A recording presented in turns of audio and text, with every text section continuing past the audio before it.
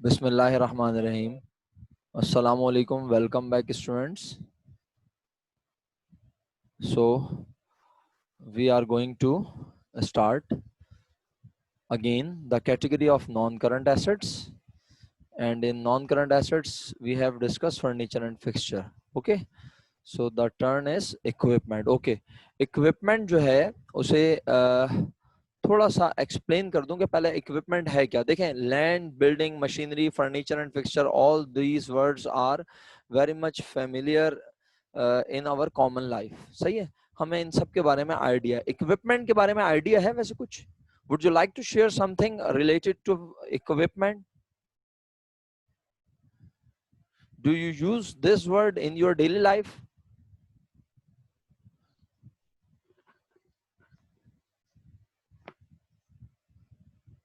Okay, Minal Khurram, if you said resources, so all these are resources of the business. Maham Nadeem said laptops, projectors in offices such as refrigerator, air conditioner. Abdul Moise said, Riba said essentials. All these are essentials. Machines. Manail said, if equipment is machine, then why there is a word machinery is written? Supplies Arifa बिल्कुल भी नहीं हो सकती। Supplies ये नहीं बेटा, supplies हमारा current asset होती है आरिफा, बिल्कुल भी नहीं। ऐसी गलती नहीं करनी आरिफा। सप्लाईज ये नहीं, ये हमारा करंट एसेट है। ये बिजनेस में विद इन 1 ईयर यूज करके हम बेनिफिट हासिल कर लेते हैं, but in the category of non current asset आप इसको बिल्कुल भी नहीं कहेंगे। अच्छा चलो ओके, अब मैं बता देता हूँ। From the business point of view, equipment is basically computers, laptops, typewriter, fax machine, printer, scanners, security cameras. Repeat करूं? मशीनरी अलग चीज है। Ayesha Abdul Gaffar, please make it clear. मैंने मशीनरी यहां लिखा हुआ है मेरा बेटा। Machinery is something different. Machinery आप यूज करते हैं किसी प्रोडक्ट को बनाने के लिए, या फिर आप मशीनरी को यूज कर रहे होते हैं किसी पर्टिकुलर पर्पस के लिए। और most of the time machinery use होती है प्रोडक्ट बनाने के लिए, ठीक है। लेकिन जब हम बात करते हैं ना इक्विपमेंट की, तो इक्विपमेंट में नॉर्मली वजिया नदीम बिल्कुल कहा जा सकता है। आप इसमें डिवाइसेस लेते हैं, लाइक मैंने कहा ना, सिक्योरिटी कैमरा डिवाइसेस, ठीक है। सिक्योरिटी कैमरा का जो एक पूरा मॉड्यूल होता है, जिसमें पूरा बॉक्स होता है, उसका डीवीआर होता है, फिर कैमरास होते हैं सारे जो उसको मैनेज कर रहे होते हैं, उसकी हार्ड डिस्क होती है। इसी तरह आपका कंप्यूटर हो गया, इसी तरह आपके लैपटॉप्स हो गए, इसी तरह आपके PABX सिस्टम, यानी आपका फोन का एक पूरा प्रॉपर सिस्टम बनता है जहां पे आप कॉल रिसीव करते हैं और आप कॉल को ट्रांसफर कर रहे होते हैं दूसरों को। पूरा एक प्रॉपर सिस्टम होता है वो, सही है। इस तरह की तमाम चीजें। और मैंने कहा टाइपराइटर, जो कि अब देखने को नहीं मिलता, स्कैनर, प्रिंटर्स, ये तमाम चीजें जो हैं। और फोटोकॉपी मशीन, याद आया, फोटोकॉपियर मशीन होती है, उसके नाम में फोटोकॉपियर मशीन है। तो अब इससे कोई ये ना समझे कि मशीनरी में चला गया फोटोकॉपियर मशीन।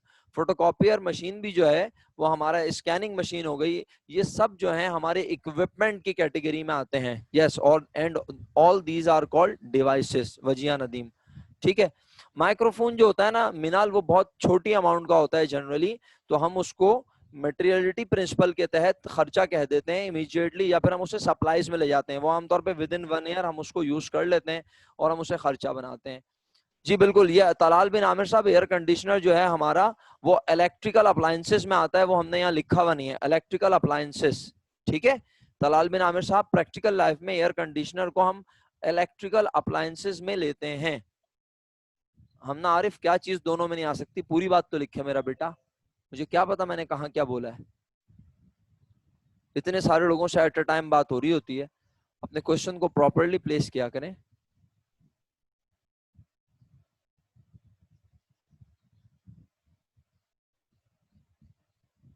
नहीं, बिल्कुल भी नहीं। हम ना, देखें, मैंने यही अर्ज किया कि आप फोटोकॉपी मशीन से बेसिकली क्या कर रहे हैं। फोटोकॉपी मशीन आप ऑफिस के कामों में इस्तेमाल कर रहे हैं, उससे आप कोई प्रोडक्ट बना के बेच नहीं रहे, सही है। तो आप फोटोकॉपी मशीन को अब इक्विपमेंट की कैटेगरी में लेके जाते हैं। क्लियर शास? तो फिर मशीनरी अकाउंट में क्या आएगा? मशीन्स आएंगी, मैंने अर्ज किया, जो आप प्रोडक्ट बनाने के लिए लेकर आते हैं। जो प्रोडक्ट बनाने के लिए मशीन्स आती हैं फैक्ट्री में, प्रोडक्शन में, मैन्युफैक्चरिंग कंसर्न बिजनेस में वो मशीन्स आती हैं, वो मशीन आएंगी मशीनरी की कैटेगरी में, ठीक है। ऑफिस के कामों में जो चीजें इस्तेमाल हो रही होती हैं वो डिवाइसेस को हम इक्विपमेंट की कैटेगरी में डाल देते हैं। अब ऐसा नहीं है कि फैक्ट्री में इक्विपमेंट नहीं होता, फैक्ट्री में भी तो कॉस्ट अकाउंटेंट और अकाउंटेंट के पास लैपटॉप्स होंगे, कंप्यूटर होंगे, वहां पे भी सिक्योरिटी कैमरा सिस्टम लगे हुए होंगे। भाई मिनाल खुर्रम प्लीज, कीबोर्ड कंप्यूटर का हिस्सा होता है, ये पूरा मिला के कंप्यूटर को हम इक्विपमेंट कहेंगे, सिर्फ कीबोर्ड को नहीं, ठीक है।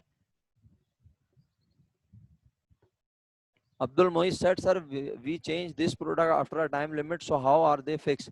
सर जरा मुझे बताइएगा कि आप कंप्यूटर हर हफ्ते चेंज करते हैं, हर महीने चेंज करते हैं, हर 2 महीने बाद चेंज करते हैं?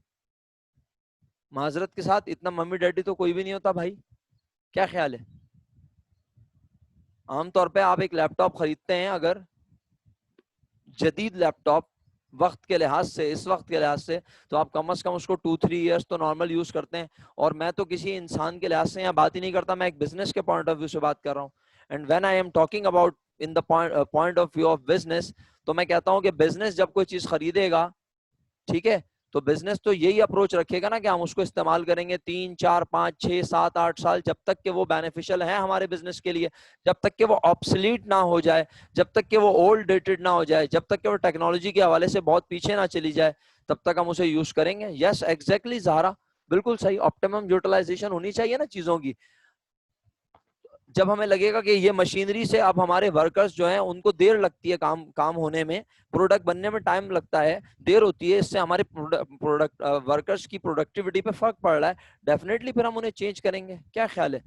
पैसा तो क्या था ये, पैसा तो मैं जरा देख लूं, 1 मिनट। Okay got it, lack of innovation, yes, equipment utilise, optimum utilisation, पैसा हो तो क्या कुछ नहीं हो सकता। अच्छा हुज़ैफा भाई क्या बात कही है आपने, शुक्रिया। चलें जी, आगे बढ़ना चाहिए आई थिंक। और इक्विपमेंट के बाद तो बड़े वैसे जिससे हम बेनिफिट ले रहे हैं उन्हें इक्विपमेंट कहते हैं जी। बिल्कुल बिल्कुल आप कह सकती हैं, वो तमाम डिवाइसेस उसमें मशीन, देखें कंप्यूटर जो है ना, मैं अगर थोड़ा सा इसमें डिटेल में चला जाऊं तो आप लोग कहीं कंफ्यूज ना हो जाएं, तो मैं बहुत केयरफुल होकर बात कर रहा हूं। Computer is also a machine, सही है, लेकिन हम अकाउंटिंग की कैटेगरी में कंप्यूटर्स को इक्विपमेंट कह रहे हैं, और यही कंप्यूटर का मैं मर्चेंडाइज कह दूंगा, फिर आप लोगों का ब्लड प्रेशर लो हो जाएगा सब लोगों का, सर ये क्या कर रहे हैं आप। जब यही कंप्यूटर्स खरीद के लाए जाएं, क्या करने के लिए, for the purpose of resale, these computers would not come in the category of equipment, these would come in the category of merchandise, right? है ना? कितना फर्क, यानी देखें अब आप अल्हम्दुलिल्लाह चीजों को कंपेयर करने के काबिल हो रहे हैं। और जब आप कंप्यूटर लैपटॉप्स को लेकर आए अपने बिजनेस में यूज करने के लिए, अपने एम्प्लॉइज के लिए, अपने बिजनेस के कामों के लिए, तो आप उस कंप्यूटर्स और लैपटॉप्स को कैटेगराइज करते हैं as an equipment, and equipment is your asset, and asset, which asset, non current asset, क्योंकि आप उसे normally more than 1 year use करते हैं। और कंप्यूटर को मशीनरी कहा जाता है, ये सब लोग जानते हैं, computer is also a machine, but हम अकाउंटिंग के कॉन्टेक्स्ट में उसे इक्विपमेंट की कैटेगरी में डालेंगे। आई होप अब सबको ये क्लियर है, तो मजीद आगे बढ़ता हूं। The next one is automobiles. Automobiles यानी व्हीकल्स, गाड़ियां, है ना? बिल्कुल सही अब्दुल मोइज साहब। तो ये गाड़ियां किसकी हैं भाई? Who owns these automobiles? Business, exactly. क्यों ओन करता है भाई, क्या जरूरत है गाड़ियों की? हमारी तो कंप्यूटर की शॉप है, we purchase computer and sell computers, then why we own automobiles? Automobiles for our staff, automobiles for transportation purpose, automobiles for delivery facility, yes, for travel। इसका मतलब ये हुआ हमने अपने अपने स्टाफ को हमने गाड़ियां प्रोवाइड की हुई हैं, हमने अपने स्टाफ को गाड़ियां दी हुई हैं कि आप अपने घर से आने जाने के लिए, अपने ऑफिस के कामों के लिए आप गाड़ियां इस्तेमाल करें। वो गाड़ियां हमने एम्प्लॉइज को दी हुई हैं, बट वो गाड़ियां ओन करता है our business. So it means automobiles भी बिजनेस को पहुंचा रही हैं। Definitely Areeba, thank you so much. And automobiles will provide benefit more than more than a year. So it means automobiles will be categorized as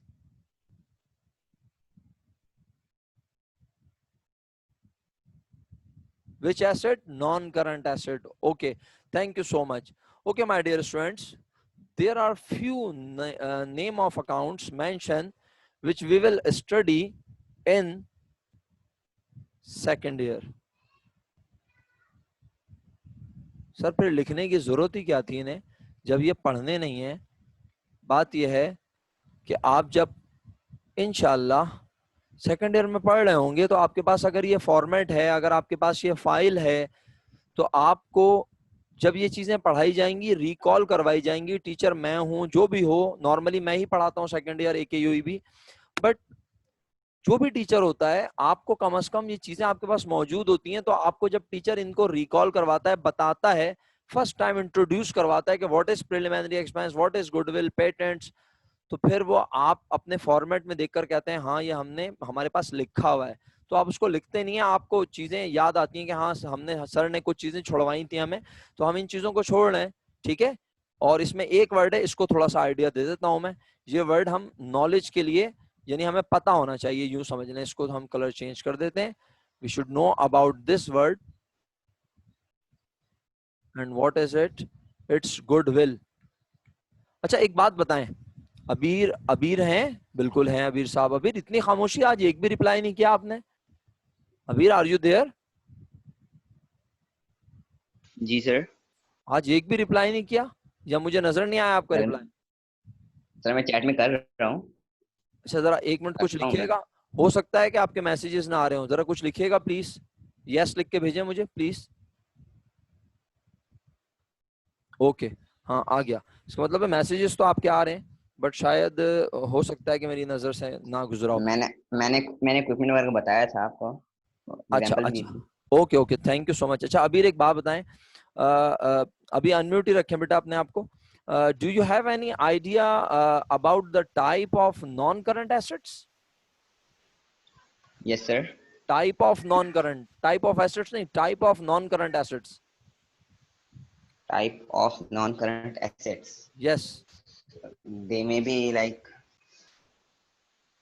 for example furniture such as long term. all these are non current assets, but I am talking about types of non current asset. If I will further categorize these assets, so how many categories can become?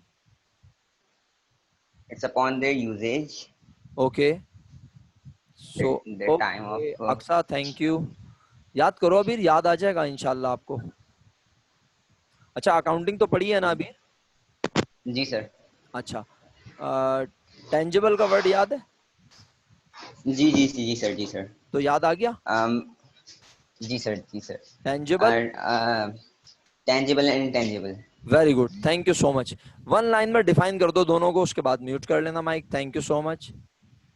Sir, tangible assets are those assets which we can see through our eyes, or we can witness the work, we can touch it. And Okay. intangible is the services. Intangible, tangible, which we can feel, which we can touch, which we We can can see. uh, exactly, or And intangible. intangible are the services which are not visible, like we cannot touch or see, but the work Okay, is done. okay, सही है। अच्छा अब हम एक काम करते हैं, ये एक शीट है मेरे पास, थोड़े से पुरानी है, बट ये है काम की, अगर आपको नजर आ रही हो। Assets Such as definition, sir example दे दूं? बिल्कुल सर यहाँ लिखे हुए हैं, क्या ख्याल है? अब इसीलिए मैंने आपसे कहा था, सही है। जी जी सर, जी थोड़ा सर। सा शीट को देखें, क्योंकि ना मसला ये अबीर के आपके सिलेबस में SLO में आपके जो है वो इनटेंजिबल जो है ना इतना डिटेल में जाना नहीं है हमें, सिर्फ मैं गुडविल का आइडिया दूंगा और टेंजिबल्स को हमारा फोकस रहेगा। हाँ जब हम यहाँ पर SLO 5 यहाँ पढ़ेंगे ना पर जब, हाँ बोले। यहाँ पर physical and non physical existence की बात इजीली वो एक्सप्लेन हो जाएगी। जी जी, बिल्कुल सही फिजिकल कह रहे हैं आप, एग्जिस्टेंस एंड नॉन फिजिकल। बिल्कुल सही कह रहे हैं। फिजिकली जो है एग्जिस्ट करते हैं और ये फिजिकली एग्जिस्ट नहीं करते, ये बहुत आसान सी एंड बात है। जी and tangible assets are depreciated. जी बिल्कुल, एक्सेप्ट लैंड, सही है। Yes. चलें, thank you so much Abir, so nice of you. Okay my dear students, fix asset में further categorise tangible and intangible. हम थर्ड कैटेगरी को डिस्कस नहीं कर रहे हैं फिलहाल, ठीक है, क्योंकि आप कंफ्यूज ना हो। मैं चाह रहा हूं हम चीजों को एक बार ओवरव्यू करते हुए चलें, ऐसा ना हो कि हमें पता ना हो। बट इंशाल्लाह हम जैसे जैसे इन चीजों को पढ़ते जाएंगे तो हम यूज टू होते जाएंगे और हमारी अच्छी कमांड बन जाएगी इंशाल्लाह। Okay, so my dear students, tangible assets we can touch, we can see, we can feel, and intangible we cannot see, smell, feel or touch.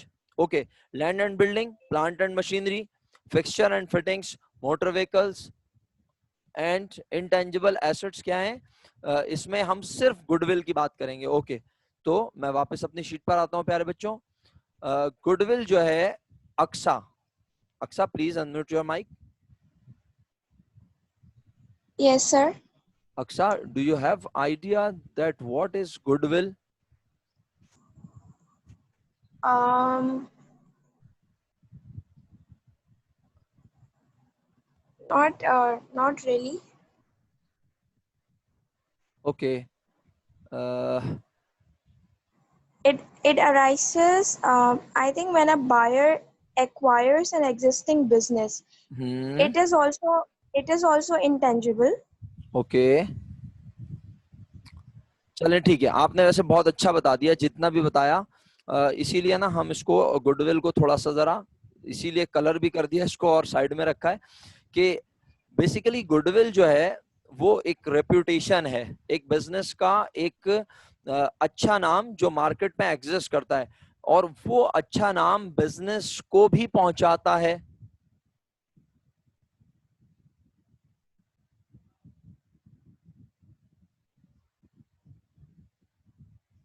वो जो रेपुटेशन आपने बनाई, जी Ayan, do you have any question? देखें, एक business ने अपना market में नाम बनाया, एक बिजनेस ने अपनी मार्केट में रेपुटेशन जनरेट की, डेवलप की, तो वो जो अच्छा नाम मार्केट में बन जाता है, वो अच्छे नाम की बेसिस पर भी तो बिजनेस दूसरे बिजनेस के की निस्बत कंपैरेटिवली बिजनेस प्रॉफिट जनरेट कर रहा होता है ज्यादा, क्योंकि उस बिजनेस का मार्केट में एक नाम है। मुश्किल बात कर रहा हूं? गुडविल बेसिकली कोई फिजिकल एग्जिस्ट होने वाली चीज नहीं है। फिर कह रहा हूं, गुडविल कोई फिजिकली एग्जिस्ट होने वाली चीज नहीं है, ये नजर नहीं आती। जैसे AKHSS, अल्हम्दुलिल्लाह AKHSS एक रेप्यूटेड ऑर्गेनाइजेशन है, आपका एक अच्छा स्कूल है जहां पर इस नाम की बेसिस पर इस ऑर्गेनाइजेशन को बहुत फायदा होता है। इसी तरह नंबर ऑफ रेस्टोरेंट्स हैं, जैसे आप एग्जाम्पल के तौर पे कह सकते हैं भाई जनाब आपका KFC, मैकडोनल्ड, पिज्जा हट और नंबर ऑफ इस तरह आपके हैं, कबाबजीज हो गया, बहुत सारे इस तरह रेस्टोरेंट्स हैं जो कि अपने अच्छे नाम की बेसिस पर प्रॉफिट जनरेट करते हैं। आप अगर कोई बिजनेस स्टार्ट करें तो आपको वो प्रॉफिट जनरेट करने में टाइम लगेगा। व्हाई? बिकॉज उन बिजनेसेस ने अपना मार्केट में एक प्रॉपर नाम बनाकर, अपनी रेपुटेशन बनाकर अब वो मार्केट में परफॉर्म कर रहे हैं और प्रॉफिट जनरेट कर रहे हैं। ठीक है, यस, पीपल प्रेफर देम। बहुत सारी बातें की जा सकती हैं, मैं इस पे ज्यादा बात नहीं करना चाह रहा। गुडविल हम बार बार नहीं कहेंगे। जी वजिया बताएं मैं क्या रिपीट करूं, क्योंकि बोलने के लिए इसके ऊपर बहुत कुछ है, मैं बहुत लिमिट में बोला हूं अभी भी।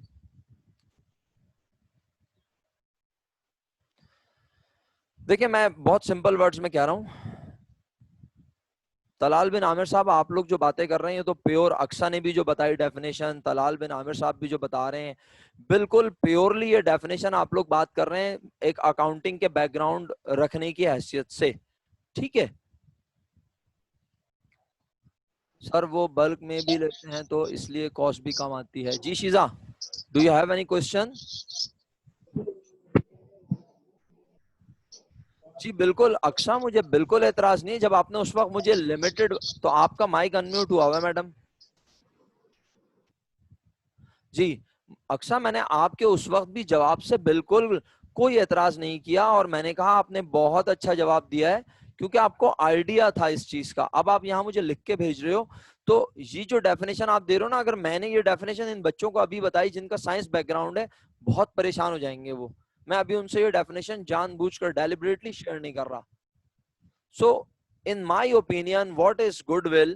In simple words, goodwill is the reputation, goodwill is the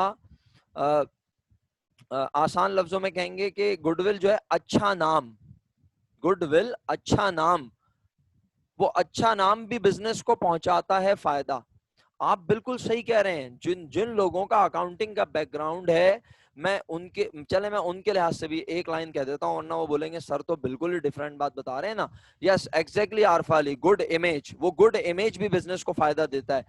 अब जैसे अक्सा हो गई, और इसके अलावा एक दो स्टूडेंट्स, और अरमान ने शायद मुझे लिख के भेजा एक मैसेज, ठीक है, तलाल बिन आमिर ने लिख के भेजा कि बेसिकली जब आप किसी बिजनेस को परचेस करने जाते हैं और उस बिजनेस की वर्थ बनती है 5 लाख रुपीस, बट वो बिजनेसमैन कहता है मैं तो 5 लाख रुपीस में नहीं बेचूंगा, वर्थ 5 लाख है, बट वो 5 लाख में नहीं देना चाहता आपको। वो कहता है मैं 7 लाख रुपीस लूंगा। क्यों? क्योंकि मैंने बड़ी मेहनत से इस बिजनेस को बनाया है और आज मैं इतना मुनाफा कमाता हूं। आप 5 लाख रुपीस में एक बिजनेस स्टार्ट करके देख लो, आप इतना मुनाफा कमाने में आपको 5 इयर्स लग जाएंगे। तो हम कहते हैं अच्छा हाँ यार ये बात तो सही है, मैं एक बिजनेस आज जीरो से स्टार्ट करूंगा, मुझे इसके बराबर प्रॉफिट कमाने तक पहुंचने के लिए 5 साल लगेंगे, 4 इयर्स लगेंगे, 3 इयर्स लगेंगे। तो मैं कहता हूं अच्छा ये बेहतर है कि मैं इससे बिजनेस खरीद लूं। तो वो शख्स से जब मैं बिजनेस परचेज करने जाता हूं तो बिजनेस की वर्थ ऑल दो 5 लाख रुपीस थी, बट मैं उसे पे करता हूं 6 lakh rupees, 8 lakh rupees, 10 lakh rupees. तो वो जो अमाउंट मैं उसके बिजनेस की वर्थ से ज्यादा उसे पे करता हूं, दैट अमाउंट कॉल्ड गुडविल। ठीक है, अब देखिए हम इसके ऊपर बहुत बात कर सकते हैं, बट प्लीज हम लिमिट में रहें तो बहुत अच्छा रहेगा। वजिया आपको समझ में आई मेरी बात? मैंने गुडविल आपके लिहाज से क्या बोली है? कॉमर्स जिनका साइंस बैकग्राउंड है उनके लिए मैंने गुडविल क्या बोली है? बिजनेस का एक अच्छा इमेज, गुड इमेज, एक अच्छी रेपुटेशन, एक अच्छा नाम। वो अच्छा नाम भी बिजनेस को, और वो अच्छा नाम बेसिकली कैसे बनता है? एक तो प्रोडक्ट की वजह से, आपके सामान की वजह से, आपकी सर्विसेज की वजह से, और बिजनेस का अच्छा नाम बेसिकली उसके ज्यादा प्रॉफिट कमाने की वजह से होता है। अगर आपका बिजनेस प्रॉफिटेबल नहीं है तो बिजनेस किस काम का? सही है, कस्टमर्स भी डेफिनेटली, कस्टमर्स के थ्रू तो बनता है बिजनेस। बहुत सारी चीजें आ जाती हैं, बहुत सारे फैक्टर्स आ जाते हैं फातिमा, लेकिन काम की बात यह है कि हम बात कर रहे हैं in financial terms, in monetary terms, पैसों की बात कर रहे हैं। जी अरमान, आपके पास कोई बात है कहने के लिए? Okay, my dear students, I am going to mark attendance. Abdul Mois.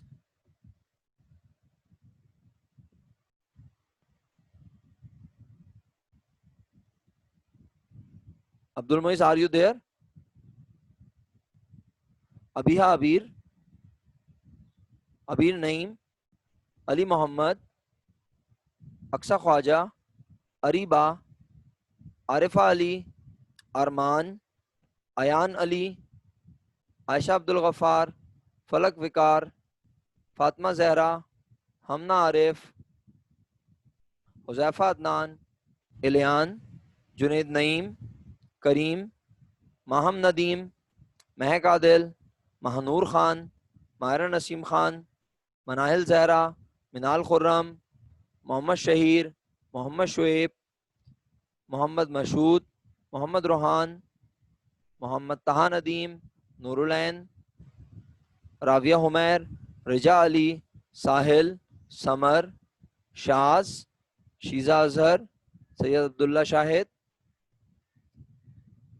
Syed Abdullah Shahid, आपको तो मैंने मेल भी किया आई थिंक, चलें आपसे बात करता हूँ। सैयद अमल आसिम, सैयद मनाहिल आसिम, सैयदा जहरा रिजवी, ताहा नईम, तलाल बिन आमिर, वजीहा नदीम, वलीजा हैदर, जहरा कैजर और एमन खान। एमन खान को मेरी आवाज नहीं जा रही होगी, कनेक्ट नहीं है शायद। एमन, are you there? Aiman, Aiman, are you there? Okay okay students, Syed Abdullah Shahid Sahab, Syed Abdullah Shahid Sahab, please unmute your mic. Syed Abdullah Shahid Sahab, please unmute your mic.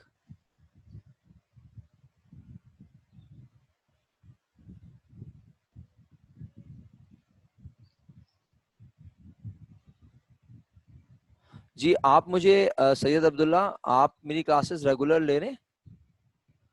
जरा मुझे एक मैसेज कीजिएगा प्लीज अभी, यस सर लिख के फौरन। अब्दुल्ला एक मैसेज कीजिए प्लीज मुझे, यस सर लिख के या यस लिख के मैसेज कीजिए प्लीज। मैसेज करने के बाद मुझे बताइए यहीं वॉइस पे।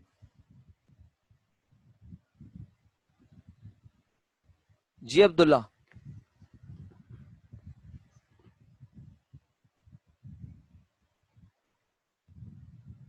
अब्दुल्ला आपकी आवाज मुझे नहीं आ रही है, प्लीज अनम्यूट योर माइक। आपका मैसेज भी मुझे नहीं आया, आपकी अटेंडेंस मार्क नहीं होगी।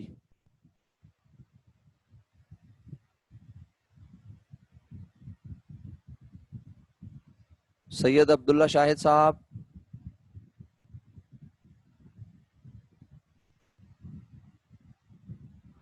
जी बेटा सैयद अब्दुल्ला, आपका माइक काम नहीं कर रहा है, आपका मैसेज भी मेरे पास नहीं आ रहा है, आपकी अटेंडेंस कैसे मार्क करूं मैं? आपकी आवाज भी नहीं आ रही, आपका माइक काम ही नहीं कर रहा, आप कुछ बोल ही नहीं रहे, उसमें तो आवाज कैसे आएगी मुझे?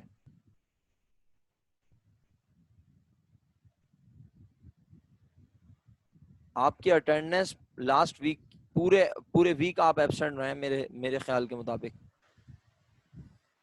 आप मुझसे ईमेल पे कांटेक्ट करें, अगर आपको मेरी, डेफिनेटली आपको मेरी आवाज आ रही है, आप मुझसे ईमेल पे रिप्लाई करें, ईमेल का मेरे रिप्लाई करें जो मैंने ईमेल किया आपको अपनी अटेंडेंस से रिलेटेड, क्योंकि आपका यहाँ मैसेज ही नहीं आ रहा मेरे पास, आप मुझे मैसेज कर ही दे रहे हैं ना, आप अनम्यूट करके बोल रहे हैं, तो मैं कैसे आपकी बात समझूं?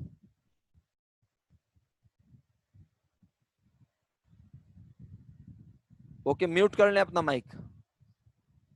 आपको आवाज तो मेरी प्रॉपर आ रही है? जी शुक्रिया, इसका मतलब है आपको मेरी आवाज प्रॉपर आ रही है और आप मेरी बात सुन रहे हैं, क्योंकि आपका मैसेज मुझे नहीं आ रहा है तो आपकी अटेंडेंस मार्क नहीं हो रही है इसी वजह से। और आप कौन कौन सी क्लास में प्रेजेंट थे, कौन सी में नहीं, इसी वजह से पता नहीं चल रहा, क्योंकि या तो आपको मैसेज यूज करना नहीं आ रहा, मैसेज किस तरह से करते हैं आपको ये आइडिया नहीं है शायद। Okay, so my dear students, हम नॉन करंट एसेट्स भी अल्हम्दुलिल्लाह कंप्लीट कर चुके हैं, हमें इससे ज्यादा नॉन करंट एसेट्स को डिस्कस करने की जरूरत नहीं है। और अब कॉन्ट्रा एसेट्स के बारे में बात कर लेता हूं। कॉन्ट्रा का वर्ड मैंने आपसे पहले कभी कहा है, बात हुई है कॉन्ट्रा के लफ्ज के बारे में? मैंने आपसे कॉन्ट्रा का वर्ड पढ़ने को कहा हो, शायद नहीं कहा। अच्छा ओके, बुक तो अल्हम्दुलिल्लाह आप सबके पास मौजूद होगी यकीनन, तो मैं आपको बुक का पेज रेफर कर रहा हूँ। आपने बुक के इस पेज पे लाजमी मेक श्योर करना है कि आप इसे पढ़ें एक बार, और फिर हम इसको फर्दर डिस्कस करेंगे। पेज नंबर 1414, पेज नंबर 1414 पर नोट कर लें, पेज नंबर 1414 पर आपके पास कॉन्ट्रा अकाउंट ओवरव्यू मौजूद है, और इसमें आपके पास नेक्स्ट पेज पर, पेज नंबर 15 पर द कॉन्ट्रा एसेट अकाउंट भी लिखे हुए हैं। ठीक है, मैं आपको दे रहा हूं आइडिया। हुजैफा सर अब्दुल्ला आपको मैसेज कर रहे हैं बट आपके पास आ नहीं रहा है, can you share notes, I don't have book. Minal Khurram आपको बुक तो परचेज करनी है, ठीक है? तो जी बेटा बिल्कुल पेटी वाला बुक डिपोट से रेफर कर रहा हूं मैं आप लोगों को, तो आप पेटी वाला बुक डिपोट से ही लाजमी ये चीजें जो है लें, ठीक है? The offset is to an expense credit to debit. Okay, अच्छा सर वो सर पता नहीं कहाँ शॉर्ट है सर, मुझे नहीं पता कौन सी मार्केट में शॉर्ट है, मेरी समझ से बाहर है ये बात। मैंने तो जितने बच्चों को, क्योंकि मैं सिर्फ आप लोगों को कॉलेज में ही नहीं पढ़ाता अल्हम्दुलिल्लाह, और भी नंबर ऑफ इंस्टीट्यूट्स में पढ़ाता हूँ, मैं बता चुका हूँ ये बात, तो अल्हम्दुलिल्लाह सब बच्चों को मिल रही है। लेकिन आप लोगों के एरिया में शॉर्ट हो सकती है, आप लोगों के बुक स्टॉल की तरफ हो सकता है शॉर्ट हो, आप लोग किसी बड़े बुक स्टॉल पे जाइए, इट्स माय हम्बल रिक्वेस्ट। सही है, इसको मतलब ओके जी। Sheeja Azhar said sir contra means against, thank you so much. सब लोग सेकंड एडिशन है चलेगा? नहीं बिल्कुल भी नहीं चलेगा शास, बिल्कुल भी नहीं चलेगा सेकंड एडिशन, उसमें पेज नंबर कुछ और होगा, मेरे पास पेज नंबर कुछ और होगा। एडिशन थर्ड ही होना चाहिए ताकि पेज नंबर सेम हो, वरना फिर मैं आपको असाइन करूंगा होमवर्क, पेज नंबर होगा कुछ और, आपके पास कुछ और होगा। डेफिनेटली फिर आपको प्रॉब्लम फेस करनी पड़ेगी। So you should have third edition of पेटी वाला बुक रिपोर्ट। अब इस बहस से बाहर निकल के हम आगे बात कर लें पढ़ाई की जी। Contra means opposite, contra means against, contra means मुखालिफ। सर किस चीज का मुखालिफ, किस चीज का अगेंस्ट, किस चीज का अपोजिट? तो आप आगे देख लो क्या लिखा हुआ है। कॉन्ट्रा एसेट्स यानी कोई ऐसी चीज जो एसेट के अगेंस्ट हो। सर कौन है एसेट के अगेंस्ट? यानी देखो सबसे पहला नाम पढ़ो, यहाँ क्या लिखा था? Trade receivable. जब हम ट्रेड रिसीवेबल पढ़ रहे थे, ट्रेड रिसीवेबल की डेफिनेशन थी the amount which we have to receive from customer. From which customer? The customer who to whom we have sell merchandise on credit. ऐसा ही था। तो अब आपने, आप में से कुछ लोगों ने उस वक्त कंडीशन लगाई थी ना, सर अगर वो हमें पैसे ना दे तो इसका मतलब है हमारे पास उससे पैसे लेने का राइट तो है। अब इसको क्लियर करेंगे सब बच्चे बड़ी जल्दी जल्दी इत्मीनान से मेरे साथ। ट्रेड रिसीवेबल, पैसे लेने का राइट। हमें कस्टमर से लेने हैं 2 लाख रुपीस। एक कस्टमर से नहीं, बहुत सारे कस्टमर से। हमें कस्टमर से कितने रुपए लेने हैं बेटा? जल्दी से लिख के भेजे हर बच्चा, सब लिख के भेजेंगे मुझे। हमें कस्टमर से लेने हैं कितने रुपए? सब लिख के भेजेंगे, ये अटेंडेंस का तरीका है मेरा।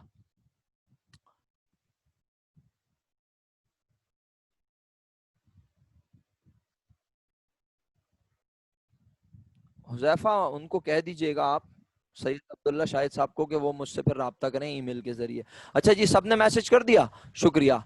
सर मैंने सिंपल ये कहा है कि मेरे पास कस्टमर्स से पैसे लेने का राइट है 2 लाख रुपीस का, अबीर साहब, ठीक है। हमें बहुत सारे कस्टमर्स से 2 लाख रुपीस लेने हैं, उसमें कोई 8, 10, 15, 20 लोग हैं, हमें इससे गज नहीं है। अब हमें उसमें से किसी 1-2 कस्टमर्स पर डाउट होता है कि शायद ये हमारे पैसे ना दें। तो ये जो पैसे ना मिलने वाली बात है, ये हमारे रिसीवेबल के अगेंस्ट है या इसके साथ फेवरेबल है, पॉजिटिव है? ये इसको बढ़ाने वाली बात है या इसके अगेंस्ट है? एक तरफ तो हम कह रहे हैं ट्रेड रिसीवेबल मींस पैसे लेने हैं, और एक तरफ हम कह रहे हैं कि हमें पैसे नहीं मिलेंगे। यह सक्सा ख्वाजा, घटाने वाली बात है, माइनस करने वाली बात है, डिक्रीज करने वाली बात है। यानी ये जो पैसे ना मिलने वाली बात है, this amount is going to decrease our trade receivable. Note receivable की बात नहीं हो रही अमल, मैं जहां पर रहूं बेटा वहीं फोकस क्या करो मेरा बच्चा। मैं बात कर रहा हूँ ट्रेड रिसीवेबल की। मोहम्मद मशहूद साहब कहाँ चले गए आप इतनी जल्दी? थोड़ा हौसला तो रखें, सब बना दूंगा भाई। फिलहाल इतनी बात समझ लें, ट्रेड रिसीवेबल पैसे लेने का राइट, और हम कहते हैं इसमें से जो पैसे नहीं मिलेंगे, वो पैसे बेसिकली जो नहीं मिलेंगे वो हमारे ट्रेड रिसीवेबल की वैल्यू को,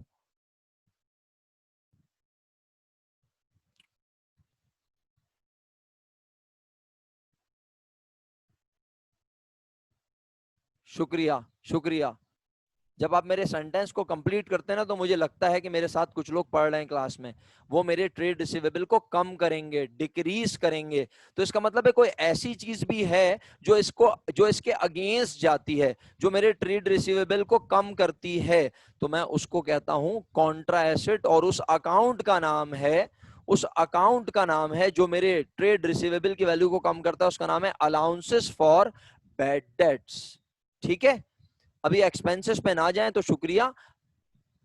फिलहाल इतना समझ लें कि what is contra asset? Contra asset which is against, which is, Ayesha Abdul Gaffar, देखें आप बहुत सिंपल वर्ड्स में मैं आपको किताबी जुबान कह के सुना देता हूं, शायद आपको वो समझ आ जाए। कॉन्ट्रा मीन्स अगेंस्ट, ठीक है। Contra asset account refer to an account which is offset against an asset account. यानी इस अकाउंट को कम करने के लिए, ट्रेड रिसीवेबल अकाउंट को कम करने के लिए। सर क्यों कम कर रहे हैं आप इसे? क्योंकि मुझे लगता है कि मुझे 2 लाख रुपीस में से 10,000 रुपीस नहीं मिलेंगे। Ayesha Abdul Gaffar, are you there? Getting my point? हमें इस ट्रेड रिसीवेबल 2 लाख रुपीस में से 10,000 नहीं मिलेंगे, तो जो 10,000 नहीं मिलेंगे वो हमारे 2 लाख रुपीस को क्या कर रहे हैं? इंक्रीज, डिक्रीज या नो इफेक्ट? कम कर रहे हैं, सिंपल। तो जो चीज हमारे एसेट के अगेंस्ट हो उसे कहते हैं कॉन्ट्रा एसेट, और उसका कोई नाम होगा डेफिनेटली, तो नाम है allowance for bad dates. Bad माने बुरे, डेट्स माने कर्जे। बुरे कर्जों से नुकसान जो होगा उसके लिए हमने एक अलाउंस बनाया, सही है। बुरे कर्जों के नुकसान से बचने के लिए एक अलाउंस, एक प्रोविजन, एक सेफ साइड रहने के लिए हमने एक अमाउंट रखी कि लेने तो हैं, we have right to receive how much amount, we have right to receive how much amount. Students, please reply fast. 2 lakh. Yes, exactly. We have right to receive amount of rupees 2 lakh, but we have provision. We are feeling doubtful that it is might be possible that in future rupees 10,000 would not be collect. 10,000 would be uncollectible. Might be the customer would be bankrupt. The customer will left the country, will leave the country, कुछ भी हो सकता है, वो पागल भी हो सकता है. तो हम कहते हैं वो 10,000 जो नहीं मिलेंगे बेसिकली वो हमारे अलाउंस फॉर बैड डेट्स है. Okay, the next one is allowance for depreciation और accumulated depreciation. My dear students, as Abir said, sir, except land, building, machinery, furniture and equipment and automobiles are the asset. When we use these assets will depreciate. Sir क्या मतलब हुआ depreciate का? और आसान लफ्जों में कहता हूं, my dear students, देखो भाई बात समझने की है, बड़े इत्मीनान से सुनेंगे आप सब. मुझे सिर्फ ये बताइए, जब आप अपनी आम जिंदगी में, भाई सब मेरे साथ हैं, जब आप अपनी आम जिंदगी में अपने लिए स्टेशनरी खरीदते हैं, अपने लिए क्लॉथिंग्स खरीदते हैं, अपने लिए आप जनाब स्लीपर्स खरीदते हैं, सैंडल्स खरीदते हैं, शूज खरीदते हैं, अपने लिए बैग खरीदते हैं, ठीक है, अपने लिए गाड़ी खरीदते हैं, तो आप अपनी आम जिंदगी में कहते हैं गाड़ी खरीदने से आपका क्या हुआ? जल्दी बोलें. कॉमन मैन वाली बात करनी है, अकाउंटेंट ना बनिएगा. गाड़ी खरीदने से आपका क्या होता है? आपके पैसे जाते हैं, गाड़ी खरीदते हैं. Yes, this is the common answer. अल्हम्दुलिल्लाह बहुत सारे कॉमन लोग मौजूद है मेरी क्लास में. लोग कहते हैं नहीं ज़हरा कैसर अकाउंटेंट ना बने, आम इंसान बने. जी, यहाँ तो अल्हम्दुलिल्लाह अक्सा ख्वाजा को अकाउंटिंग आती है, लेकिन वो भी मुझे आंसर दे रही हैं कॉमन मैन वाला. आम इंसान जब भी कोई चीज खरीदता है तो वो कहता है हाय हुआ खर्चा. क्या कहता है? हाय हुआ खर्चा. आम इंसान की ये बात है. लेकिन एक अकाउंटेंट जब कोई भी चीज बिजनेस के लिहाज से खरीदता है, ठीक है, जब एक अकाउंटेंट बिजनेस के लिहाज से कोई चीज खरीदते हुए देखता है, तो बिल्कुल आखिरी मिनट लेफ्ट है मेरी तरफ से, फी अमानिल्लाह. मैं अभी वहां गूगल मीट पे आके आपसे बात कर लूंगा, होमवर्क कुछ नहीं है, बस इन्हीं को रिव्यू कर लीजिएगा. तो वो देखता है कि अगर इसका बेनिफिट फौरन नहीं मिल रहा तो ये अभी खर्चा नहीं है, तो फिर वो हमारा क्या है? अगर फातिमा बेनिफिट फौरन नहीं मिल रहा, नहीं लॉस तो नहीं हुआ ना. अगर आपने बिल्डिंग खरीदी तो बिल्डिंग से बेनिफिट फौरन तो नहीं मिलेगा, फर्नीचर से बेनिफिट इमीडिएटली तो नहीं मिलेगा. These things are going to provide benefit in future. That means